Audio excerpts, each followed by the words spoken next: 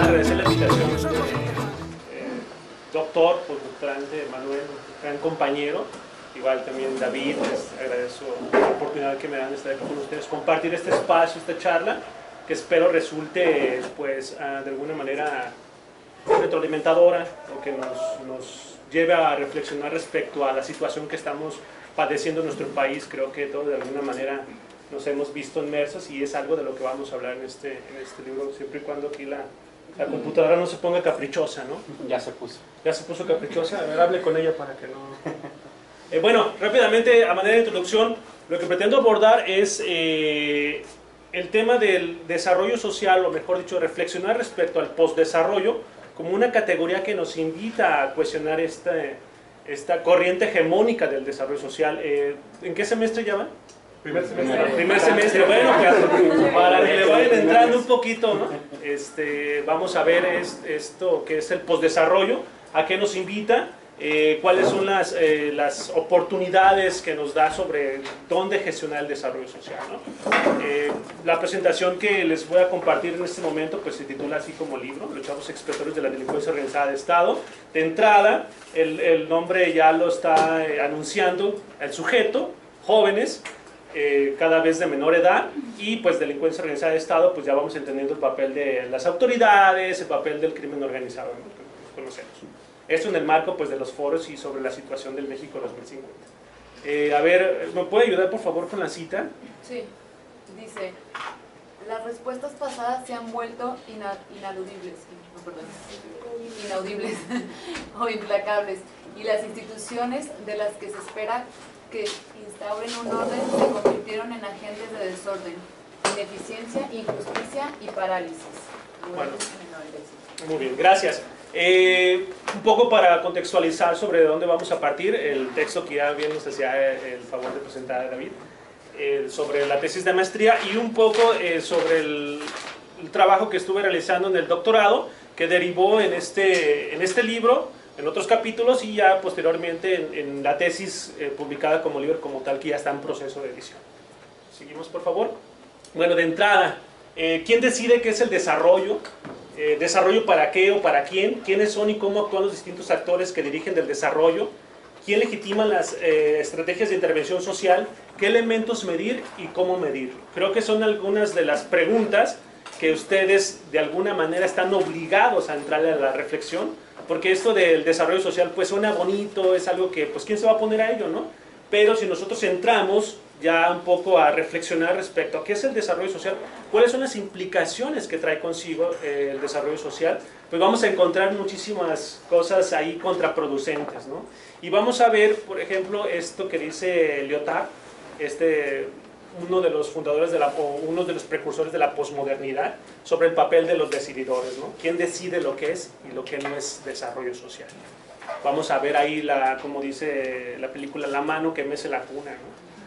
Los intereses que están de por medio y cómo esos intereses de alguna manera permiten a algunos seguir arriba mientras otros seguir abajo, ¿no? Pagando los platos rotos. Continuamos, por favor. Un poco para diferenciar esto de lo que es desarrollo y posdesarrollo. En cuanto al desarrollo, tenemos esta corriente del mainstream anclada en un metarrelato de la modernidad, donde se pone énfasis económico, ¿no? Eso va a ser como el punto nodal. Se postula un progreso idealizado, donde todos vamos a alcanzar ya estándares de calidad de vida pues muy altos, o incluso muchas veces también se equipara el progreso con la capacidad de consumo que tienen las naciones, ¿no? Y aquí vamos a encontrar entonces un anclaje antropocéntrico, en donde la naturaleza está a nuestro servicio, podemos hacer con ella lo que queramos y sin importar los costos ambientales. No sé si ustedes, por ejemplo, han escuchado hablar de lo que era anteriormente la presa del Zapotillo, la construcción de la presa del Zapotillo, las implicaciones. Ahí se ve como, por ejemplo, pues no importa cuántos pueblos inunden, no importa la historia, no importa si ya borrón y cuenta nueva, si esos pueblos desaparecen, siempre y cuando pues velemos por el progreso, ¿no? Y los costos sociales, los costos ambientales, los costos culturales, pues no importa, ¿no? Desde esta noción.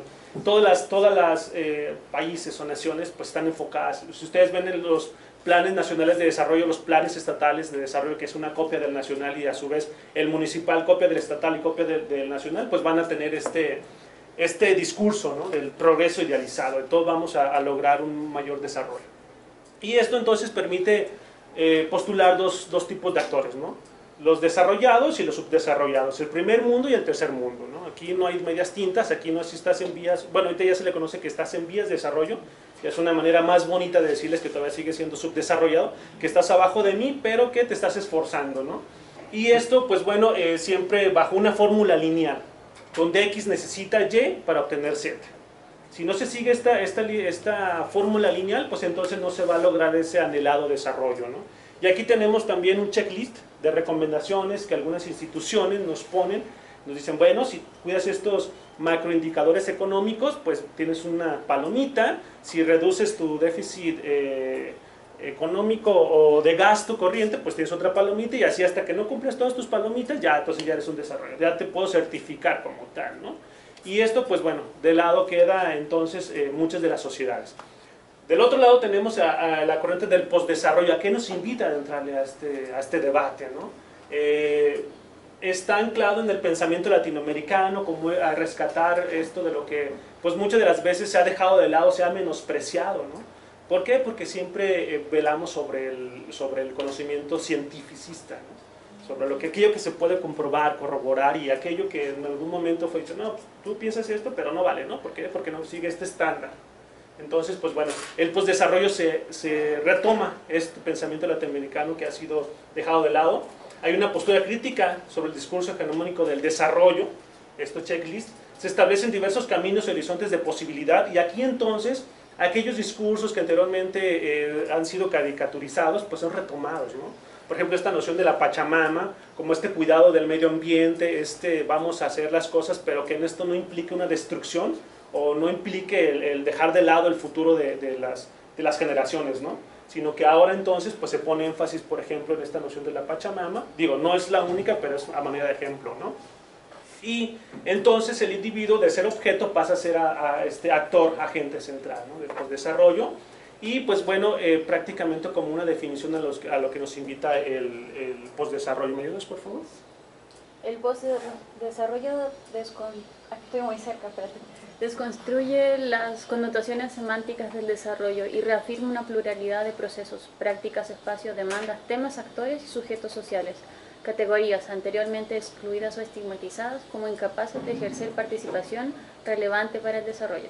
Ok, bueno, rápidamente les comento, en la tesis de maestría lo que estuve trabajando fue ver cómo los jóvenes, o este tipo de colectivos de jóvenes, postulaban otras alternativas para acceder al desarrollo social, ¿no?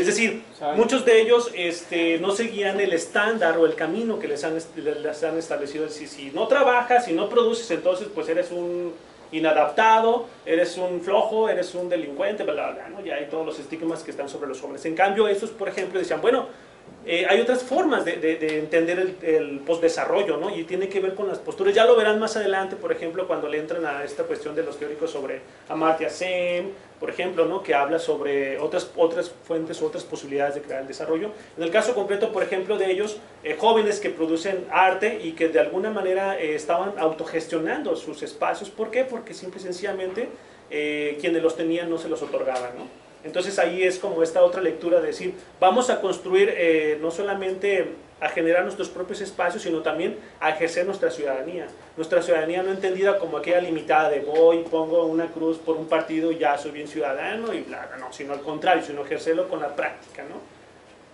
Vamos más adelante. También elementos, independientemente que sean de desarrollo, pues desarrollo social, elementos que nos refiere, no sé si ya les dio clases, pero yo creo que en algún momento les va a dar clase Rita Chávez. Él tiene un texto muy interesante sobre lo que es los fundamentos, ¿cómo se llama? Referentes conceptuales del desarrollo social, ¿no? Y él dice, bueno, ella dice, bueno, de alguna manera hay algunas cosas base que tienen que incluirse dentro de esta interpretación del desarrollo, ¿no? Ella dice, bueno, la seguridad, derechos humanos, la libertad, la solidaridad, justicia social, inclusión, atender las necesidades básicas, salud, empleo, vivienda, educación, la sostenibilidad ambiental, políticas públicas, gobernabilidad, entre otras, ¿no? En el tema particular de lo que hoy yo les vengo a compartir, pues me anclo en lo que es la seguridad, ¿no? ¿Me ayudas, por favor? Seguridad. Se refiere a los acuerdos que tienden a la erradicación de la delincuencia organizada y el tráfico de armas, la estabilidad de la familia y la comunidad, la prevención y solución de conflictos por la vía pacífica. Bueno, vamos a ver entonces cómo la seguridad es un elemento, vaya, elemental para, aunque sea ya no tanto decir desarrollo, sino para sobrevivir, ¿no? Y vamos a ver más adelante cómo pues esto aquí en nuestro país no está garantizado, ¿no? No sé quién venga de fuera o si todos somos de aquí, ¿todos son de aquí? No. Bueno, hay algunos extranjeros, quizá ya se han dado cuenta cómo estamos aquí en nuestro país, si por las noticias o por comentarios de algunos de sus compañeros, vamos a ver que esto pues prácticamente pues, es todo lo contrario, ¿no? Ahorita estamos jugándonos la vida prácticamente, no sabemos en qué momento vamos a estar inmersos en un fuego cruzado, ¿no? Quienes son de aquí en lo local pues ya se han dado cuenta dos hechos muy resonados, el ataque al exfiscal de la Fiscalía General del Estado, Carlos Nájera, como fue ahí en Chapultepec, una vía transitada y donde aparecieron algunas personas inocentes, o también aquí muy cercano en el punto Sao Paulo, ¿no? Una balacera y pues bueno, ahí no hubo terceras personas, pero de alguna manera no sabemos en qué momento nosotros desafortunadamente podemos estar ahí, ¿no? ¿Seguimos? Bien, ya un poco para ir entrando en materia de lo que vamos a abordar el día de hoy, el fenómeno de estudio, pues a mí me interesa, por ejemplo, los objetos de estudio es el proceso de construcción de subjetividad de las juventudes contemporáneas. Para esto entonces a mí me interesa entrarle a abordar el tema sobre cómo es que los jóvenes en general afrontan su condicionamiento, un condicionamiento entendido como aquel que son referentes adversos o también algunos referentes positivos que ellos de alguna manera toman y a partir de ello se desenvuelven en un contexto, ¿no? Para definir lo que es sujeto joven, no tanto entenderlo como esta tabla rasa que hacen la ley del Instituto Mexicano de la Juventud, donde dice que todo joven es aquel de 12 a 29 años, ¿no? Y pues con ello prácticamente hay muchas diferencias de un joven de 12 a un joven de 29, un joven de una zona acaudalada a una zona marginal, una zona rural, zona urbana, bla, bla, ¿no? Para eso entonces nosotros empezamos a matizar sobre el sujeto joven, diciendo que, pues bueno, influye su condición biológica como tal, sus categorías identitarias, es decir, yo de alguna manera con quién me identifico, qué es lo que hago, si soy rockero, si soy no sé, bueno, ya no están tanto en uso, yo me quedé en eso, ¿no? Punquetos si son, no sé, ahora qué... ¿Perdón? Bueno, ya X cosa, ¿no? O son estudiantes, ¿no? Digamos. Su acervo social de conocimiento, cómo es que lo han construido, su mundo social, es decir, aquellos referentes que tienen de la familia, de su entorno inmediato, de la escuela, y esto también como ellos, por ejemplo, de alguna manera un discurso del deber ser, de tú tienes que ser de tal manera, tú tienes que ser trabajador, productivo, bla, bla, contra el poder hacer, ¿no? Ok, yo quiero ser productivo, pero no tengo empleo, ¿no? Yo quiero estudiar, pero pues aquí la UDG me rechaza, ¿no? Y lo vemos cada año como la Universidad de Guadalajara pues, rechaza, pues, simple y sencillamente porque no se da abasto, no hay presupuesto, etcétera, etcétera, ¿no? Y de alguna manera hay unas prácticas que el sujeto lleva a cabo, ¿no? Y aquí es entonces en donde nosotros vamos a entrar en un poco de detalle para develar cómo es que los jóvenes construyen o afrontan su condicionamiento. Continuamos, por favor. Me interesa abordar tres planos, el orden estructural, contextual y el subjetivo. En el estructural pues vamos a encontrar condiciones de precarización social, vamos a encontrar una desinstitucionalización social, esto que maneja Touraine, donde dice que pues, bueno, las instituciones han perdido peso, ya no es como antes garantes de movilidad social, anteriormente, no sé, sus padres lo pueden corroborar, tener empleo pues era prácticamente como ya dar el pasito, ¿no? O educación también ya tenías como dar el pasito, ahora pues hasta con doctorado no te garantiza que te puedas dar ese pasito, ¿no? Entre otras cosas, entonces hay una pérdida de legitimidad institucional, ya, y si tú lo preguntas a algunos chavos que andan en esta onda del narcotráfico, te dicen, pues ¿para qué trabajo? ¿No? Sí, me va a morir de hambre. Hay un lema muy palpable que dice, más vale una hora de rey que una vida de buey, ¿no? Entonces eso de alguna manera algunos chavos pues ya traen en mente que más vale ir recio que ir lento y muriéndome de hambre, ¿no? Y entonces pues bueno, vamos a encontrar otras cosas. Sí, adelante pues. En el orden contextual, una pluralidad de sentidos, donde ya el sujeto va encontrando otras fuentes o va creando otros sentidos, ya no nada más aquellos únicos que nos habían establecido. Hay esto dentro de unas incertidumbres, de unas contingencias, tensiones, un desencanto, pero también de una manera en cómo las propias instituciones nos han hecho responsables de nuestra propia desgracia, ¿no? Entonces nos dicen, bueno, tú eres pobre porque no trabajas, o tú estás en esa condición porque no te esfuerzas, ¿no? Cuando es todo lo contrario, cuando vemos que pues prácticamente aquí nosotros los mexicanos, pues sí hay muchísimos quienes trabajamos de sol a sol y aún así el gasto no alcanza, ¿no? Ahorita más adelante lo vamos a ver. Hay una implosión de los marcos axiológicos. Ahorita pues los supuestos buenos hacen cosas malas y los supuestos malos pues algunas veces son vistas como cosas buenas. Entonces muchas veces los jóvenes andan como en esta cuestión de la confusión, ¿no? Me dicen que me porte bien, pero quien me dice que me porte bien pues se porta muy mal, ¿no? Un ejemplo así pues yo creo que la religión católica, ¿no? Que dice, pórtate bien, pero pues acá violándome a niños, ¿no? Por ejemplo, ¿no? Entonces hay como toda esta cuestión de confusiones donde ya prácticamente estos marcos axiológicos no ayudan tanto, ¿no? Y pues vamos entonces a encontrar que en el plano subjetivo hay una adopción de prácticas de riesgo, ¿no? Estoy hablando de manera genérica en los jóvenes, ¿no? Eso no quiere decir que todos lo hagan, pero sí es como unas pautas muy palpables que se pueden encontrar ahí. Y hay una categoría que le llaman presentismo intenso, que es esto que les decía, ¿no? Más vale una vida de rey que una vida de buey. Esto lo trabaja Valenzuela, quienes van a entrarle el tema de los jóvenes, y también Rosana Reguillo, ¿no? Le exploran mucho esto del presentismo intenso. Bueno, de manera particular, a mí lo que me interesa analizar es la relación tensionada que tienen los jóvenes con la autoridad pública, formal, aquella que en papel es la que tiene el poder legítimo del uso de la fuerza, y lo que se le conoce como la plaza. Continuamos, por favor. Para esto, pues bueno, el trabajo que nosotros desarrollamos, la estrategia metodológica, pues un enfoque cualitativo, interpretación hermenéutica, un análisis centrado en el autor, y pues bueno, rastreamos información ya sea desde la observación participante, entrevista a profundidad, un análisis del discurso, una etnografía virtual, no solamente en el cara a cara, sino también entrarle ahí a las redes sociales. De hecho, ese libro trae un artículo, y si no lo trae ahí, lo va a traer la revista PACAT. Hay un artículo sobre los jóvenes que están haciendo con las redes sociales, ¿no? Eso ya está viejito, es como de 2013. Y pues bueno, también fuentes de la etnografía, ¿no? La intención es pues encontrar el dato donde sea posible, ¿no? No solamente limitarnos al cara a cara. ¿Continuamos? Lo que nosotros llevamos a cabo fueron estas entrevistas, este corpus de empírico de 49 entrevistas. Entrevistamos a 30 dealers de 16 a 32 años, solamente una mujer, nos fue posible. No estaba dentro de nuestro corpus, pero pues al presentarse el caso, bienvenido sea, ¿no? Entrevistamos a 4 usuarios de sustancias ilícitas. Usamos sustancias ilícitas para quitar esta categoría criminalizadora de las drogas, ¿no? Porque pues esto es prácticamente contraproducente. Y también desde un chavito de 16 años hasta un chavito de 41 años, desde secundaria hasta maestría, ¿no? Chavos que andan.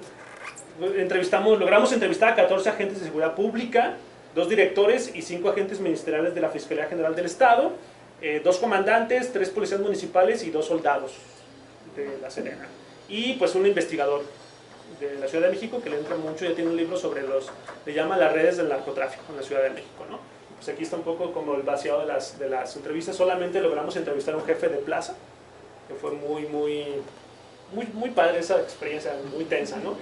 Y pues aquí el chavito, esta es la única mujer, ¿no? Que te vas a entrevistar, y por aquí anda el chavito, aquí está la comandante, también fue la única mujer, y los 2 directores, ¿no? Llegar aquí a esto fue algo también muy chistosito, ya en este momento lo puedo decir así, ¿no? Pero en su momento sí fue muy riesgoso. ¿Seguimos? Los antecedentes un poco, y me remito de vuelta al libro. ¿Qué fue lo que me llevó a meterme en esta cuestión del narcotráfico? ¿Por qué? Pues andar ahí, ¿no? Puedo estudiar, no sé, otras cosas más tranquilas, ¿no? Como voy a investigar a ver los chavos de la maestría que estudian desarrollo social, ¿por qué entraron a la maestría, por ejemplo, ¿no? Ya eso que sea mi tesis doctoral. Pues no, me llamó la atención, por ejemplo, uno de los resultados del libro que por ahí anda circulando, ¿no? No sé si aquí los locales creo que van a tener el ejemplo muy presente, y si no se lo recuerdo. A los extranjeros, pues resulta que un grupo de música llamado Naranjitos Blues Jóvenes, ellos empezaron a crear música, a crear sus espacios, y ahí en un corredor llamado Chapultepec, donde cada sábado se junta mucha gente, ellos llegaban y se plantaban así, pues, yo aquí quiero tocar, ¿no? En una ocasión ellos fueron detenidos, llegaron 5 patrullas, 20 policías y toda una onda, y los empezaron a subir a las patrullas, ¿no? La gente que estaba presenciando fue así como, pues, ¿qué te pasa? Son chavos, ¿no? Y se empezaron a subir a las patrullas la misma gente. Se hizo todo un argüente. Después, cuando los entrevisté, me dice uno de ellos, bueno, la autoridad, ¿qué es lo que quiere, no? Que en vez de una guitarra traigamos una ametralladora, ¿o qué, no? Eso fue en el 2012, un poco, creo que sí fue como en el 2012, y me llamó mucho la atención. Era cuando apenas andábamos como ya del narcotráfico en nuestro contexto, ¿no? Ya estaban empezando a sentir los costos sociales. Y a partir de ello, entonces, pues encontré estas paradojas, ¿no? Hay eventos, pero no espacios, lo tengo, pero no te lo doy, me lo pides, te lo niego, lo tomas, te reprimo, ¿no? Entonces, pues bueno, este tipo de sujetos vistos siempre como el enemigo a vencer, ¿no? Entonces esto me llevó un poco a decir, bueno, a ver qué está pasando ahí con los jóvenes, ¿no? Aquellos que por la vía pacífica hacen las cosas, pero que no se las dan, entonces adoptan otro tipo de prácticas, ¿no? Entonces ya por eso fue que fui con los dealers, ¿no? Ahora sí, ya vamos más adelante. Bueno, ya un poco el contexto para entrarle. Hay unas escasas o nulas oportunidades de desarrollo social. Ahorita en la siguiente les voy a presentar algunas cifras. Esto pues indudablemente genera vulnerabilidad y marginalidad social, y esto pues anclado en un discurso normativo del deber ser, ¿no? Tienes que ser de cierta manera, y pues algunas prácticas de los jóvenes que llevan a cabo estos son estigmatizadas y excluidas socialmente, y hay una confrontación entre el deber ser y el poder hacer, ¿no? Esto, a quienes quieran abundar un poco más, se llama Pérez Islas, un jovenólogo que analiza mucho esto, ¿no? Más adelante, continuamos ya, pues entrar un poco a los datos duros para sustentar estas escasas o nulas oportunidades de desarrollo social. Pues vamos a encontrar que estas reformas estructurales de los 80s pues prácticamente han tenido costos sociales muy fuertes, ¿no? En cuanto a, hay un empobrecimiento del salario, un encarecimiento de la canasta de alimentación recomendable. Esto lo trabaja mucho la Facultad de Economía del Centro de Análisis Multidisciplinario de la UNAM, en donde hace eventualmente una evaluación de cuánto ha perdido valor el salario y cuánto se ha encarecido la canasta. Y vamos a ver una cifra abismal, ¿no? Donde ahorita pues prácticamente estamos en niveles de sobrevivencia con el salario, pues prácticamente no alcanza para nada, ¿no? En cuanto al desempleo, pues unas cifras ya un poco caducas, pero pues bueno, que nos permiten un poco ir dimensionando. Sobre el desempleo juvenil, pues se comentaba que había 74.6 millones de pobres, de desempleados, esto según la Organización Internacional del Trabajo, y en México representaba el 24.8%, ¿no? En cuanto al empleo informal, 7 de cada 10, dice Rosana Reguillo, pues están en el empleo informal, ¿no? En la educación, pues bueno, una cobertura del 27% contra un 64%, por ejemplo, que lleva a cabo Argentina, ¿no? Rechazados, el 60%, y la UNAM pues rechaza alrededor del 90%. Políticas desarticuladas, 71% desocupados con estudios superiores, es una cifra muy alarmante, de ahí entonces la fuga de cerebros. Una migración alta, el 57%, son jóvenes de 15 a 24 años, y si lo extendemos a como hizo nuestro país de 12, a los que faltan 12 a 29, pues esta cifra sube considerablemente, ¿no? Una pobreza, en ese tiempo eran 52 millones, representaba el 45.5%, ahorita no sé si tienes el dato, Manuel, de cuántos pobres ya somos, o cuántos en condiciones de pobreza nos encontramos, ¿no? Y entonces pues tenemos un narcotráfico que se nutre, ¿no? El 70% son jóvenes, nos dicen algunos que le entran a este tema, y los cuerpos sin vida son el 49%, ¿no? En ese tiempo ya representaba.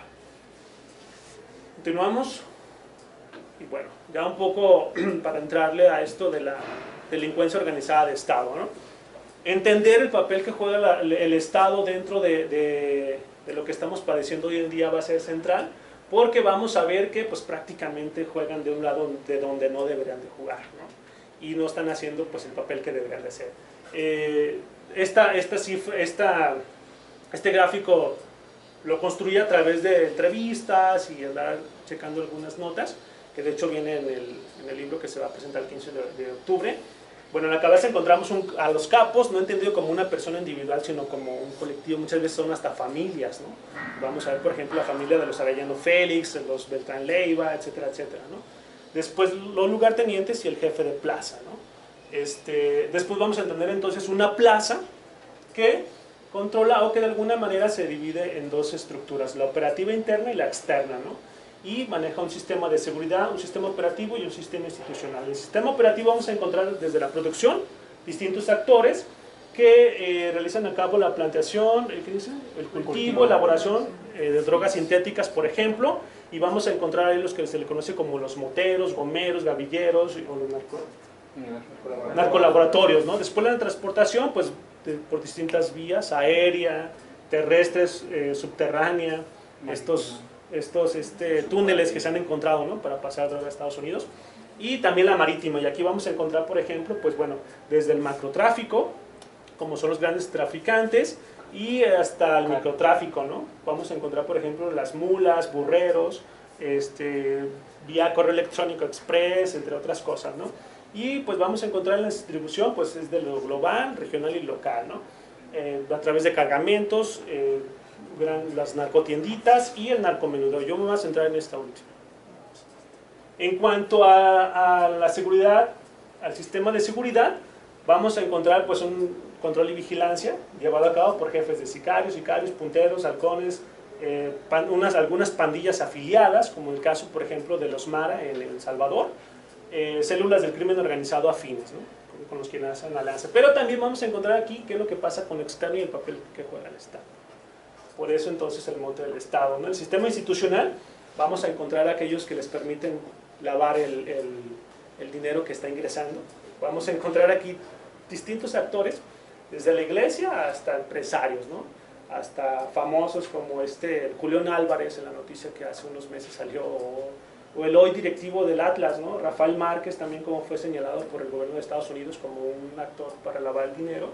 Servidores públicos y privados, funcionarios, políticos, magistrados, jueces, profesionistas, abogados, contadores, ingenieros, químicos, de todo. Y el tema de la seguridad pública, ¿no? Vamos a encontrar también algunos elementos de la Secretaría, de las procuradurías, fiscalías, militares, federales, estatales, municipales, etcétera, etcétera, que pues colaboran, ¿no? A manera de ejemplo de la delincuencia organizada de Estado, pues vamos a encontrar algunos gobernadores, expresidentes, incluso hasta militares, ¿no? De aquí lo tomé también del libro, ahí está más extenso, aquí nada más para ejemplificar el tema, por ejemplo, de Yarrington, ¿no? Cuál fue su cargo, y el presunto delito y, bueno, su situación legal, ¿no? Me llama la atención, por ejemplo, del gobernador interino de Michoacán, por ejemplo, fíjense, él fue diputado, secretario de Gobernación, fue procurador de Justicia del Estado, su procurador general de Justicia del Estado, y pues bueno, señalado, ¿no?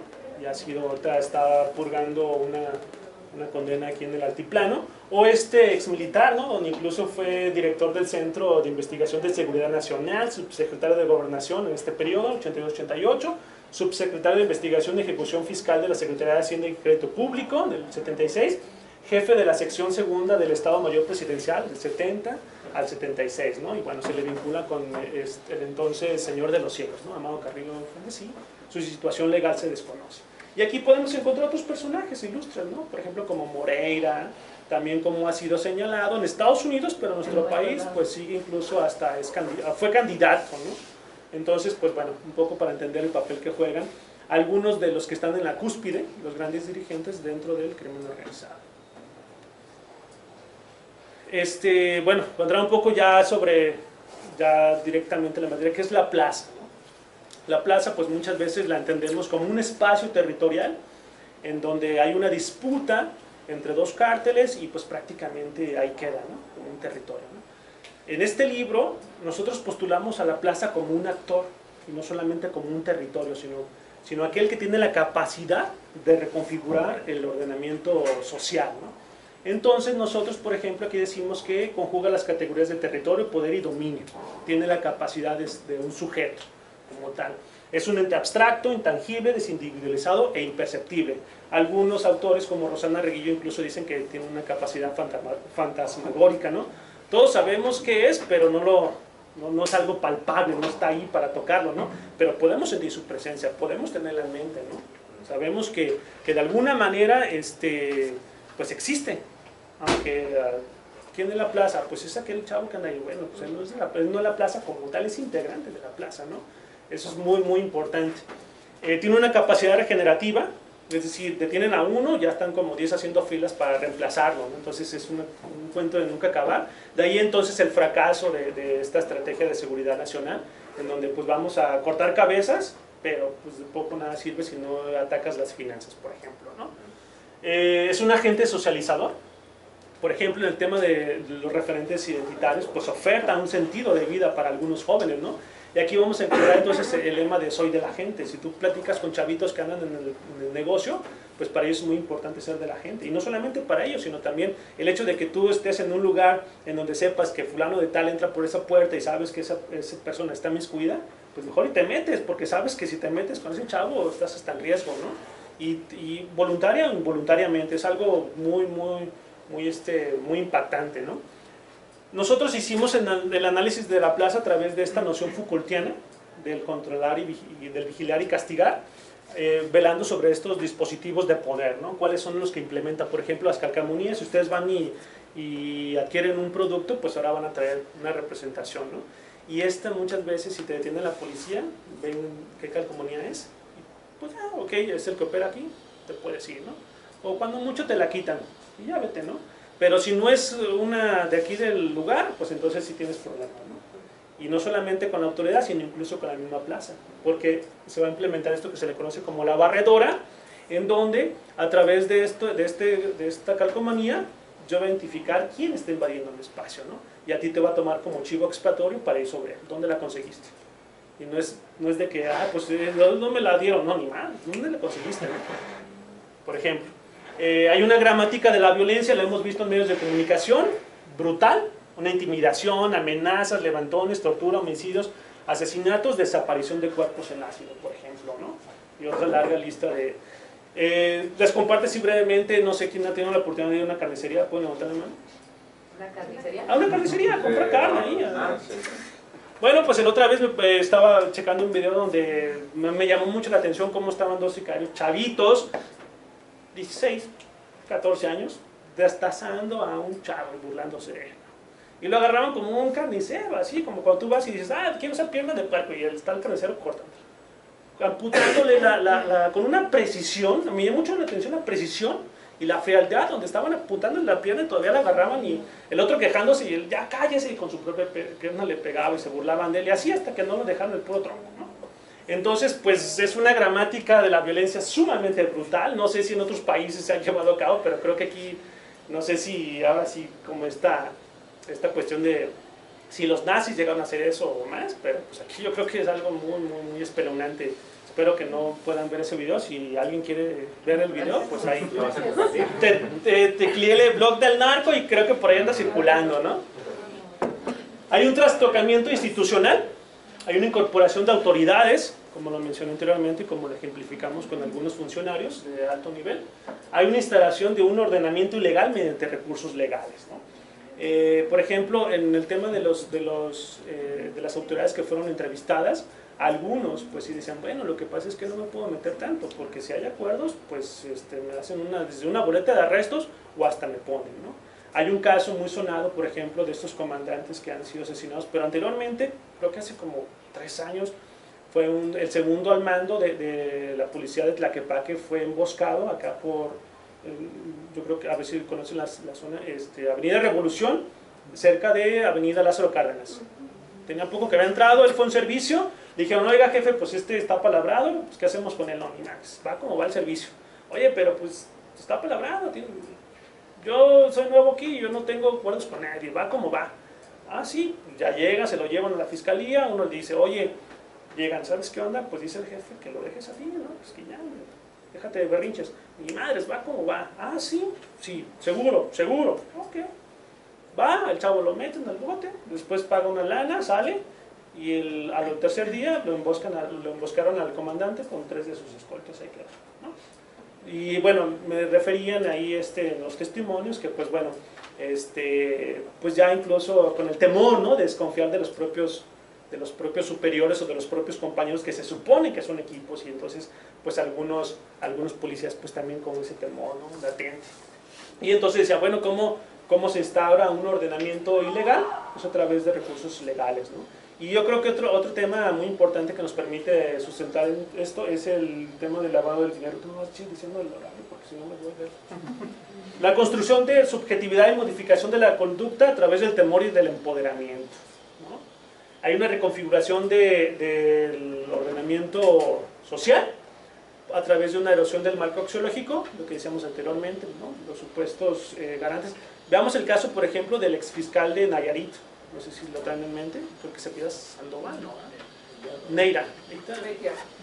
Beitia. Ajá. Como pues un fiscal señalado y detenido en Estados Unidos, pues imagínense, ¿no? Yo creo que ahí ya de entrada vemos como el que nos debería andar cuidando, pues resulta que no nos andaba cuidando, que andaba haciendo otras cosas, ¿no? Y así también a voces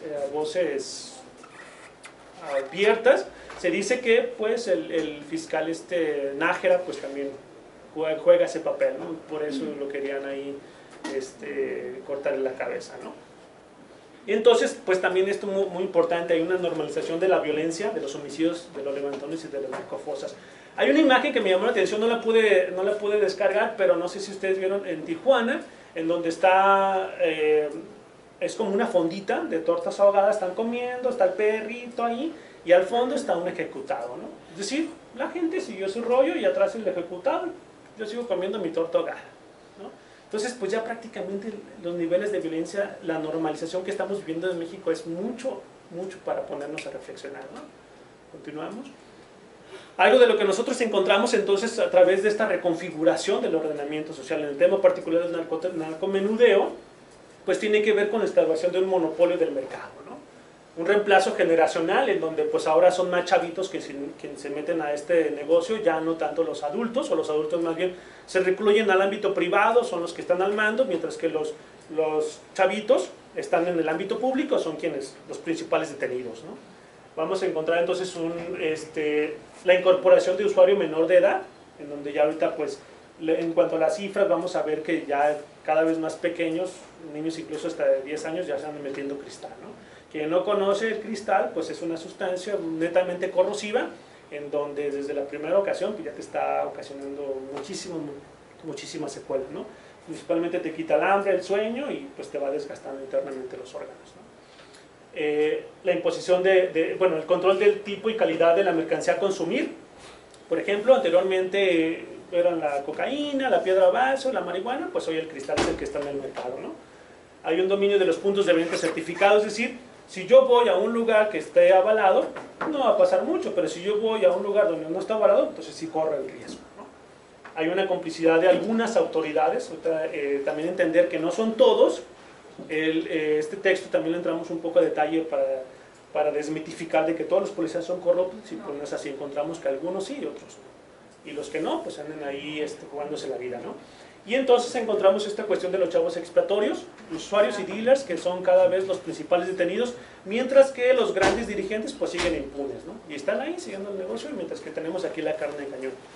Esta reconfiguración social de manera gráfica, entonces entendemos que si un vendedor afiliado lleva a cabo su práctica, pues va a ser más factible de que esté avalado por la plaza y que pueda llevar la transacción de manera, digamos, satisfactoria, ¿no? Mientras que un vendedor, un dealer que no es afiliado, pues corre el mayor riesgo de enfrentarse a la policía, al igual que un usuario que le compra a un dealer que no está afiliado, pues entonces se va a ver más vulnerable, ¿no?, a ser detenido. Y encontramos esto entonces, la tensión entre el dealer con la plaza y la policía, que en algunas veces van a la par, o los usuarios también que enfrentan a la policía y a la plaza, la policía de bajo rango o militares que se enfrentan a la plaza, ¿no? Cuando entrevistamos a los militares decían, bueno, nosotros que llegamos a un servicio y resulta que nos pusieron un 4, ¿no? Los mismos municipales o los mismos estatales, y pues, tenemos que enfrentarle. Muy importante, cuando entrevistaba anteriormente dije que el temor es como un elemento que está ahí en cuanto a la construcción de subjetividad. Algunos les comenté, bueno, ¿cuál es el principal temor que tienes aquí? Pues el miedo de ser asesinado, ¿no? Entonces, imagínate un militar que te diga eso, pues es algo muy importante, ¿no? ¿Por qué? Porque un militar pues, tiene un adiestramiento frío, ¿no? Y alto, entonces, de alguna manera digamos que son máquinas educadas o adiestradas para matar. pero que te diga que tiene temor de ser asesinado, yo creo que ahí podemos entender un poco este proceso de construcción de subjetividad, ¿no? Las alianzas, pues bueno, son algunos dealers con los amigos que son clientes, o la policía con la plaza, ¿no? Enfatizando los altos mandos. No todos, pero sí algunos, nos decían. Algunas estrategias que implementan los dealers, pues vamos a tener un bajo perfil, ya no tanto como el prototipo buchón del sinaloense de que yo ando recio, yo soy el chido, sino ahora ya bajita la mano, ¿no? Sobre todo porque, esto lo encontré porque como yo analicé chavos posibilitados, es decir, los que yo analicé incluso eran hasta estudiantes de maestría, no quiero decir nombres, que tenían posibilidades, pero que estaban ahí, entonces ya no es el dinero. Nosotros en la tesis doctoral cuestionamos esta determinante economicista que dice, todos los que venden drogas o andan ahí es porque se mueren de hambre. No es cierto, no todos, hay algunos que están posibilitados, incluso hasta hijos de empresarios, pero que están ahí. Me decía una entrevista, mira, es muy distinto que tú traigas un varo, llegues a un lugar, diga, pues, aquí está el varo, traigo chelas, traigo vino, órale, ¿no? Y traigo viejas. Pero es muy distinto decir, traigo varo, traigo chelas, traigo viejas y aparte traigo perico para todos, ¿no? Entonces es un reconocimiento social lo que está ahí en juego, es una construcción de otro tipo de orden, en sentido de inmaterial y simbólico lo que está ahí, ¿no? O sea, ahí no es tanto de traer el dinero por traerlo, sino es el empoderamiento que me da como tal. Bueno, ok, ya, los otros sí quedan pendientes. No, dale. En términos de datos duros, cuando entramos a checar, porque también nos metimos a ver las estadísticas, encontramos, por ejemplo, algunos de los principales personas recluidas por el delito de narcomenudeo. Vamos a encontrar que van a ser principalmente jóvenes, nivel de escolaridad, hay incluso hasta con carrera universitaria, ay, sí, un que otro con maestría, no sé qué andan haciendo ya, tipo de droga y si están procesados. Entonces, encontramos este dato. A ver, ¿quién no ha participado? ¿Usted me ayuda, por favor? Hey. La población mayoritaria recluida por narcomenudeo en los distintos centros penitenciarios del estado de Jalisco son jóvenes de la zona metropolitana de Guadalajara con escolaridad básica que fueron detenidos por el delito de narcomenudeo en su modalidad de posesión simple de marihuana, por lo que es muy probable que más que vendedores los encarcelados sean solo consumidores, los cuales además viven en una incertidumbre jurídica debido a que 2/3 partes no han sido sentenciados. Aquí está, ¿no? Un poco con datos duros sobre esta cuestión de los chavos expiatorios, ¿no? ¿Quiénes están siendo detenidos? Las cárceles, como bien sabemos, pues es una maestría del desorden ahí, uno sale y ya está con postdoctorado para delinquir a todo lo que da, ¿no? Entonces no garantiza estar metiendo a pequeños consumidores. ¿No? Vamos a ir recio, ya para, bueno, cifras que vamos a encontrar ahí, muertos, desaparecidos, narcofosas, no voy a tener. Pues bueno, ¿no? Un poco para contestar esto, ¿qué nos espera en el México 2050 si es que llegamos, ¿no? ¿Cómo vemos este futuro? Vamos a ver entonces ahí, pues bueno, muchísimas categorías por analizar. Un bono demográfico que pues prácticamente pasó desapercibido y que estamos pagando una factura demográfica. Para quienes no estamos familiarizados con el bono demográfico, pues esta era una ventana única e irrepetible históricamente, digamos, que teníamos como ya el balón ahí para anotar el gol y resulta que le dimos con la izquierda, ya sin portero. Entonces, pues estamos pagando los platos rotos ahora. Muchísimos jóvenes asesinados, huérfanos del narcotráfico, hay niños que se están enfilando o que ven el narcotráfico como una opción plausible para poder afrontar su condicionamiento, desaparecidos, narcofosas, desplazados por la violencia, estadísticas sumamente inciertas. No sabemos cuántos desaparecidos hay, no sabemos exactamente cuántos asesinados se han realizado en nuestro país, ¿no? Todavía son cifras que están ahí, que pueden aumentar porque, pues como bien sabemos, las autoridades a tapar aquí no pasa nada, aquí vivimos todos bien tranquilos y aunque anden trailers por la ciudad ahí con cuerpos, ¿no? Eso no importa, aquí no pasa nada.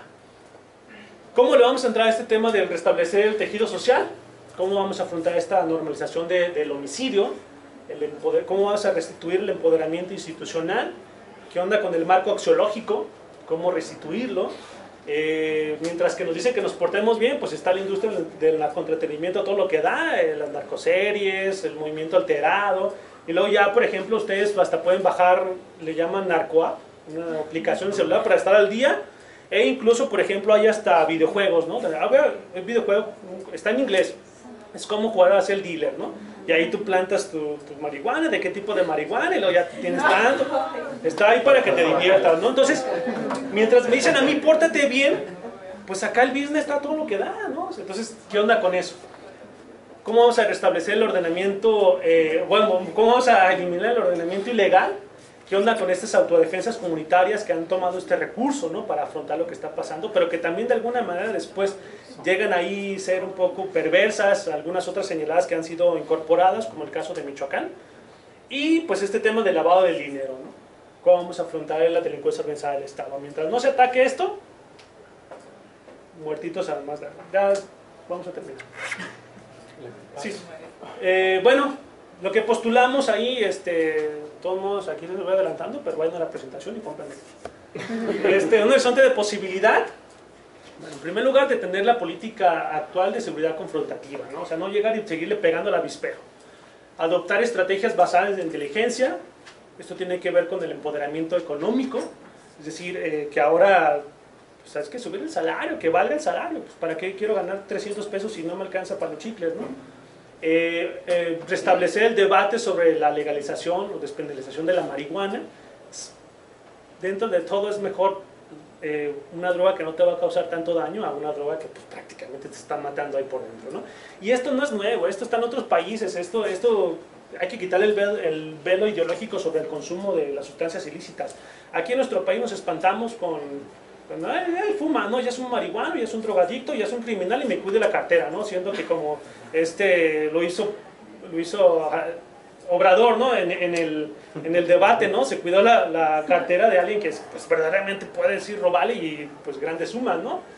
Y entonces esto pues restituir la condición ciudadana de los usuarios, ¿no? El usuario está siendo vulnerado, es decir, si tú ya por ser señalado como usuario, no tanto por la autoridad, sino también por tus mismos pares, por tu misma familia, ¿no? Te estigmatiza como una persona que prácticamente no sirves para algo positivo, ¿no? Y esto pues tenemos nosotros que entrarle a otro debate y tiene que ver con la vigencia de los derechos humanos, principalmente con aquellos usuarios que han sido destituidos, porque pareciera que ya por ser marihuano por ser usuarios de sustancias ilícitas ya pierdes, ya no eres nadie, ¿no? Hasta a mí se va. Otra cuestión es el incrementar el gramaje, porque bueno, como anteriormente estaba en boga, que iban a subirlo, porque bueno, ahorita aparentemente es permitido traer pequeñas dosis, pero no te alcanza apenas para medio churro y además pues la policía no anda no llega y a ver, ¿cuánto traes? Ay, no, se pasó otra gramo, nada más porque traigas cualquier cosa ya te sube, ¿no? Entonces, tiene que ver con esto, ¿no? Porque supuestamente en nuestro país no es delito portar cierto tipo de cantidad de droga. El delito es entonces cuando te excedes esa cantidad y dónde, entonces, a ver, ok, está permitido y es legal, pero ¿dónde la va a conseguir? Pues en el mercado negro, por consecuente estoy delinquiendo. Entonces es paradójico, ¿no? Las leyes. Otra cuestión es fomentar el autocultivo, restituir el empoderamiento institucional, lo que ya decíamos, que las cosas como el dinero, el empleo, pues que tengan el peso que anteriormente tenían, y restablecer la legitimidad institucional de la seguridad pública. Son, creo que, temas muy importantes que están ahí para reflexionar sobre este horizonte de posibilidad. Ya para terminar, pues algo de lo que me decía, a ver qué me quiere ayudar. Uno nada más. La cuestión de la legalización creo que es como la vía para terminar con esta guerra innecesaria, porque al fin de cuentas paga la gente de la calle. Es lo que te digo, los empresarios y narcotraficantes nunca terminan en la cárcel, es raro, ni los gobiernos que le permiten trabajar, ni los mandos policíacos. Pues eso sí está bien triste porque la gente termina muerta, la gente de la calle. Esto me lo comentaba un dealer que fue entrevistado, un chavo de 29 años de edad. Aquí está el día de la entrevista, es el código, él se autonombró Dionisio, es un dealer activo de 29 años de edad, entrevistado el 13 de febrero del 2015. Es lo que me decía, ¿no? Como un poco de, ¿qué podemos hacer? Y me encontré esto del día de ayer, no sé si quien ayer dio la noticia, ¿no? En una narcofosa encuentran estas prendas de bebés, entonces pues dices, ¿qué estamos haciendo en nuestro país, no? O sea, ¿qué estamos haciendo para matar a nuestros bebés? O sea, ¿qué te puede hacer un bebé para que seas tan sádico de enterrar? O sea, creo que esto es sumamente alarmante, ¿no? Un poco también con lo que pasó este niño Tadeo, que incendiaron el autobús donde iba con su mamá, un bebé creo que de 8 meses de edad, que ahí queda, ¿no? Pagando los platos. Yo ahí la dejo. Gracias. No se vende,